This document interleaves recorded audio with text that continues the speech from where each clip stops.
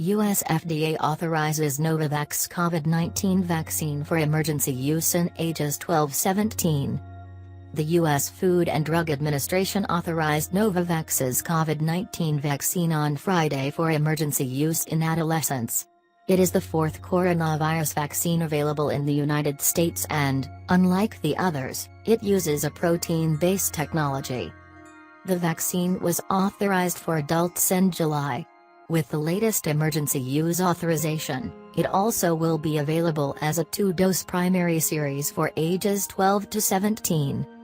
In this age group, overall, the clinical efficacy of the vaccine is around 80%, said Silvia Taylor, Novavax's Senior Vice President Global Corporate Affairs. The vaccine has shown 90% overall efficacy in adults. Novavax announced in early July that its vaccine shows broad immune response to currently circulating variants, including the Omicron subvariants BA.4 and BA.5. One of the things that we believe makes our vaccine unique is that we actually see really good immune response against variants with our prototype vaccine. And so, if you think about the vaccine that we already have authorized that we're talking about now to be authorized for adolescents, we actually see a good immune response against variants including Omicron, including BA.1 and BA.5, Taylor said. Protein-based vaccines use a more traditional approach than mRNA vaccines, teaching the immune system to recognize little modified pieces of the virus that the vaccine is targeting. In this case, that means fragments of the coronavirus spike protein.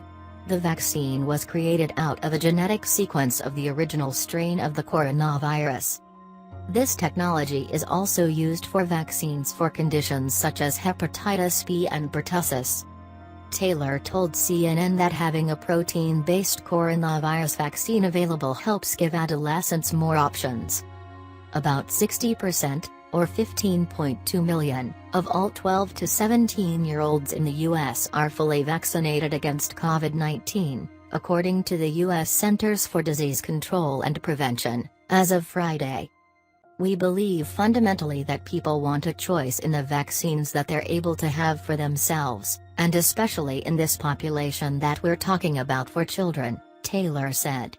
So, we think that that kind of reassuring technology platform that's understood, combined with the high levels of efficacy and the well-tolerated safety profile, can help increase that vaccination number in children. Next, Novavax plans to have trial data on using the vaccine among children younger than 12.